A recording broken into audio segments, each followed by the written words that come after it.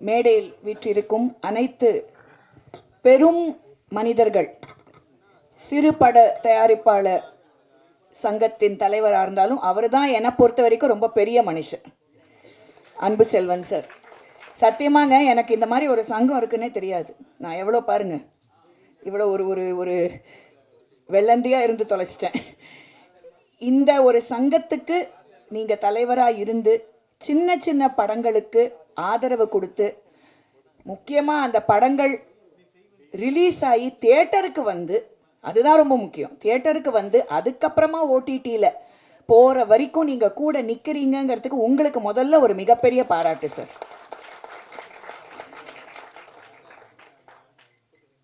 நாங்கள்லாம் வந்து மேடை நடிகர்கள், அதனால் மேடை அப்படிங்கிறது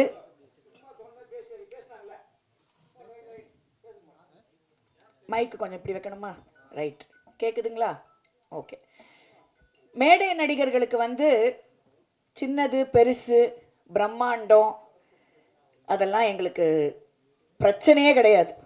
5 பேர் ஆடியன்ஸில் இருந்தாலும் 5000 பேர் ஆடியன்ஸில் இருந்தாலும் அவங்க கொடுக்குற அந்த சபாஷ் கைத்தட்டல் இது இருந்தால் எங்களுக்கு போதும் சார்.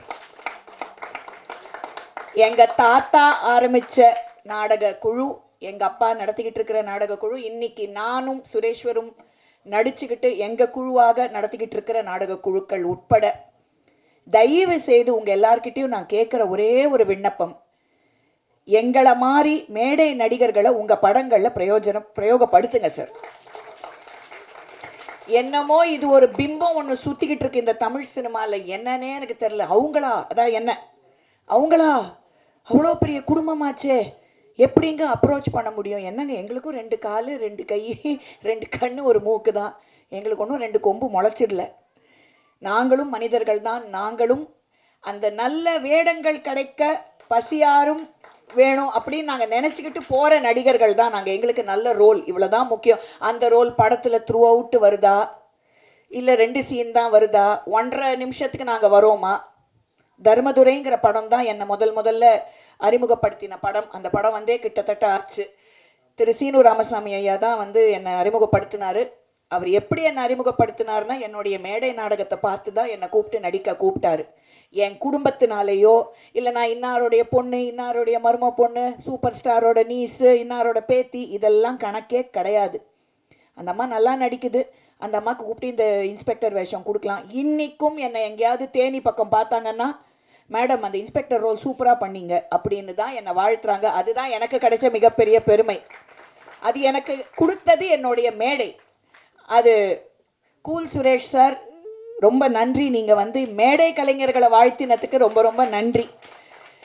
அண்ட் தயவு செய்து இந்த சின்ன படம், பெரிய படம், மிடில் படம் இதெல்லாம் கிடையாதுங்க. இட்ஸ் அ குட் ஃபிலிம், அவ்வளோதான். That's all there is to cinema. And நான் ஒன்று தான் சொல்லுவேன், ஜனநாயகன் பல சின்ன படங்களுக்கு நல்லது பண்ணிடுச்சு ரிலீஸ் ஆகாமல். நிறைய நல்ல படங்கள் தியேட்டருக்கு வந்து, ஏன்னா எல்லாரும் வெயிட் பண்ணிக்கிட்டு இருந்தாங்க, வரப்போகுது வரப்போகுது வரப்போகுது வரப்போகுதுன்னு. கடைசியில் அது புலி வருது கதையாக ஓடிக்கிட்டு இருக்கு. நான் அதுக்குள்ளே போக விரும்பலை. ஏன்னா நான் பொலிட்டீஷியனாக இருந்தாலும் இந்த மேடையில் நான் அரசியல் பேச விரும்பலை.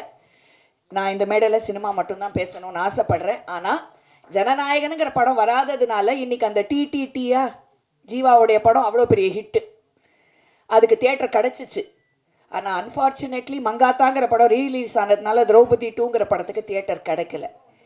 இந்த அவலமான ஒரு சினாரியோ கண்டிப்பாக மாறணும். சின்ன படங்களுக்கும் தியேட்டர்ஸ் கிடைக்கணுங்க. அது என்னங்க, அது நியாயம் இல்லை. பெரிய படங்களுக்கு மட்டும்தான் நாங்கள் தியேட்டரை வந்து எடுத்து வச்சுருவோம், சின்ன படங்களுக்கு கொடுக்க மாட்டோம். ஷோஸை நீங்கள் கம்மி பண்ணிக்கோங்க, தப்பே கிடையாது. ஐ அண்டர்ஸ்டாண்ட், பெரிய ஹீரோ படம் கோடி கோடியாக கொண்டு போய் கொட்டியிருக்கீங்க. அப்போ அந்த படம் வந்து தேட்டரில் வெளியே வந்து ரிலீஸ் ஆனால் தான் உங்களுக்கு உங்கள் பணம் திரும்பி வரும். ஆனால் இவங்கெல்லாம் என்ன பாவம் பண்ணாங்க? பாவம், கஷ்டப்பட்டு படம் எடுக்கிறாங்க. இன்றைக்கி இந்த முதல் வரிசையில் பேரே தெரியாமல் அவங்களுடைய நடிப்பு உழைப்பை மட்டுமே நினச்சிக்கிட்டு உக்காந்துட்டு இருந்த மாதிரி தான் ஒரு காலத்தில் கமலஹாசன், ரஜினிகாந்த், விஜய், அஜித் எல்லாரும் உக்காந்துக்கிட்டு இருந்தாங்க. அதுக்கப்புறம் தான் அவங்கெல்லாம் வந்து பெரிய நடிகர்கள் ஆனாங்க. எப்படி அவங்களுக்கு அந்த வாய்ப்பு கிடைச்சது? ஒரு ஹிட் கிரியேட் ஆச்சு. ஒரு 16 வயது நிலை, ஒரு அபூர்வ ராகங்கள், ஒரு காதலுக்கு மரியாதை, ஒரு whatever அந்த மாதிரி I'm just giving you examples அவ்வளவுதான். அப்படி இருக்கிறதுனால தயவு செய்து இந்த சின்ன படம் பெரிய படம்லாம் வித்தியாசம் பார்க்காம இந்த மாதிரி அருமையான ஆத்மார்த்தமான கலைஞர்களுக்கு நீங்கள்லாம் உங்களுடைய ஆதரவை கொடுங்க. ரொம்ப ரொம்ப ரொம்ப ரொம்ப முக்கியம். அண்ட் எங்களை வந்து எப்போ நாங்கள்லாம் நிஜமாக சொல்கிறேனே கூத்தாடி கும்பலுங்க, மேடை நாடக கலைஞர்கள். நீங்கள் எங்களை எங்கே டென்ட்டு கொட்டாயாக இருந்தாலும் சரி, ஆப்பரா ஹவுஸ் சிட்னியாக இருந்தாலும் சரி, எங்களை எங்கே கூப்பிட்டு இந்த மாதிரி கலைஞர்களை ஆதரவு கொடுக்க கூப்பிடுறீங்களோ நாங்கள் மேடை நாடக கலைஞர்களாக கண்டிப்பாக வருவோம். அதில் எந்த மாற்று கருத்தும் கிடையாது. அண்ட் எங்களையும் உங்களை மாதிரி ப்ரொடியூசர்ஸ், டைரக்டர்ஸ், சினிமாட்டோகிராஃபர்ஸ் நீங்கள்லாம் எங்களையும் பயன்படுத்திக்கோங்க. நான் இதில் ஒரு விண்ணப்பமாக நான் வைக்கிறேன். It's an honest request. ஏன்னா பெரிய படங்களில் நடித்தா ஒரு 10ஓட 11 ஓடி போயிடுவோம். இந்த மாதிரி சின்ன படங்களில் நல்ல படங்களில் நடித்தாப்பா அந்த படத்தில் நடித்தாங்களே அந்த ரோல் நல்ல ரோல்ப்பா அப்படின்னு சொல்கிறதுக்கு கண்டிப்பாக வாய்ப்புகள் அதிகம். மலையாளம் சினிமா எனக்கு ரொம்ப பிடிச்ச சினிமா. இன்றைக்கி மலையாள சினிமாவில் அது மம்முட்டியாக இருக்கட்டும், மோகன்லாலாக இருக்கட்டும், கதை தாங்க கிங்கு. கண்டென்ட் இஸ் கிங், கதை தான் கிங்கு. அப்படி இருக்கச்ச அங்கேருந்து வந்த ஒரு டீம் ஒரு தமிழ் படத்தை எடுத்திருக்காங்க. இட்ஸ் அ ஹாரர் த்ரில்லர் அப்படின்னு கேள்விப்பட்டேன். இன்றைக்கி இருக்கிற காலகட்டத்தில் எல்லாரும் ஹாரர் பின்னாடி நிறைய போகிறாங்க. So I am very happy you are doing a horror thriller. கண்டிப்பாக இந்த படத்தோட ஒரு வெற்றி விழா எங்கே நடந்தாலும் நான் சுரேஷ்வர், என் மகன் ரித்விக், அவனும் வந்து இங்கே வந்திருக்கான். அவன் வந்து ஒரு சிங்கர், ஒரு ப்ரொஃபஷ்னல் சிங்கர், 4வது தலைமுறை. அவன் நடிகனாக ஆகணுன்ற ஆசை இருக்கா இல்லையான்னு எனக்கே தெரில. ஆனால் பாடகனாக ஆகணுங்கிற ஆசை பெருசாக இருக்குது. அவன் ஒரு சிங்கர். அவனும் சினிமாவில் சின்ன சின்ன படங்களில் பாட ஆரம்பித்து தான் முன்னேறணுங்கிற ஒரு ஆசையோடு அவன் வந்திருக்கான். ஸோ இந்த தேங்க்யூ, நன்றி. ஆனால் நான் ஏன் இதை தேங்க்யூ. நான் ஏன் இதை சொல்கிறேன்னா, எங்கள் குடும்பத்தில் எல்லாரும் பெரிய பெரிய கலைஞர்கள் தான். உங்கள் எல்லாருக்கும் தெரியும் எங்கள் குடும்பத்தை பற்றி வாட்ஸ்அப்பில் ஒரு மீமே வந்துச்சு, ரேகாக்கும் மோகன்லாலுக்கும் என்ன கனெக்ஷன் அப்படின்ட்டு. அந்த அளவுக்கு எல்லாரும் பெரியவங்க தான். ஆனால் நாங்கள் போய் அவங்கக்கிட்ட சான்ஸ் கேட்கல. நான் கேட்கணுன்னா கேட்கலாம். நான் கூட ஜெயிலரில் நடிச்சிருக்கலாம், நான் நடிக்கலீங்களே. ரித்விக் அனிருத் படத்தில் பாடலாம், ஆனால் பாடலீங்களே.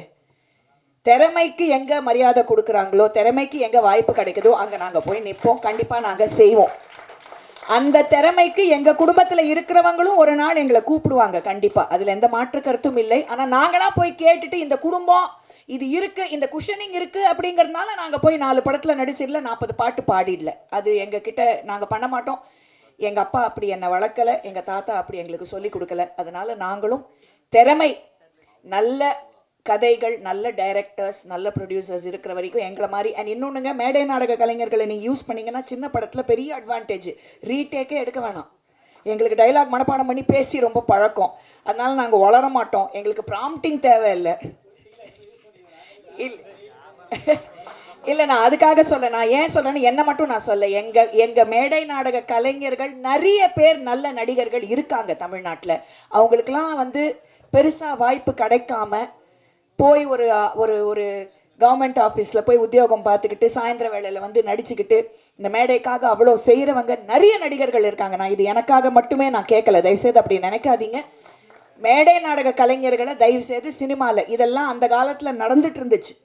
சிவாஜி கணேசன் சார் காலத்திலேருந்து, எம்ஜிஆர் காலத்திலேருந்து, ஜெயலலிதா அம்மா காலத்திலேருந்து, புரட்சி தலைவி ஜெயலலிதா எங்கள் குழுவிலேருந்து மேடை நாடக கலைஞர்கள் அவங்க வாழ்க்கையை ஆரம்பித்து தான் சிஎம் வரைக்கும் போனாங்க. அதை நான் ரொம்ப பெருமையாக இன்றைக்கி சொல்லிக்க விரும்புகிறேன். அவங்க மட்டும் இல்லை, சோ, நாகேஷ், விசு, பாலச்சந்தர் சார், சவுகாரம்மா, இவங்க அனைவரும், ரஜினி சார், கமல் சார் உட்பட இவங்க அனைவரும் மேடை நாடக கலைஞர்கள் தான். அதுக்கப்புறம் தான் சினிமாக்குள்ளே வந்தாங்க. இன்றைக்கும் மோகன்லால் சார் மேடை நாடகங்கள் நடிச்சுக்கிட்டு இருக்காரு, ஜெயராம் மேடை நாடகங்கள் நடிச்சுக்கிட்டு இருக்காரு. அந்த மேடையோட டச் இருந்தால் தான் நம்ம புதுப்பிச்சுக்க முடியும். இது ஹாலிவுட்டில் நடந்துக்கிட்டே இருக்கிற ஒரு நிகழ்வு. பெரிய பெரிய நடிகர்கள் மேடையில் போய் நடிக்கிறாங்க. ஆனால் இங்கே தான் ஒரு இன்ஸ்டா ரீல் போட்டுட்டா உடனே சினிமாவில் போய் நடிச்சுட்டா ஹிட் ஆகிடலாம் அப்படிங்கிற காலகட்டம் இருக்குது. அவங்களும் வரட்டும், நான் வேணான்னு சொல்லலை. அவங்களுக்கும் ஸ்பேஸ் இருக்குது, எங்களுக்கும் ஸ்பேஸ் கொடுங்கன்னு தான் நான் கேட்குறேன். அவங்கள நான் திட்டலை. எங்களுக்கும் ஸ்பேஸ் கொடுங்க, மேடை நாடக கலைஞர்களுக்கும் நல்ல வாய்ப்புகள் கொடுங்க, மேடையை வாழ வைங்க. உங்கள் எல்லாருக்கும் என்னுடைய மனமார்ந்த வாழ்த்துக்கள். சரண், நீங்கள் தான் என்னை இன்வைட் பண்ணீங்க. சரண் தான் எங்களுக்கு PRO by the way. Thank you for inviting. இந்த மாதிரி எங்கே நல்ல படங்கள், நான் இனிமேல் சின்ன படம்லாம் சொல்ல மாட்டேன், நல்ல படங்களுக்கு ஆதரவு கொடுக்கணுமோ நாங்கள் கண்டிப்பாக வருவோம். நன்றி. பாரத் மாதா கி ஜெய்.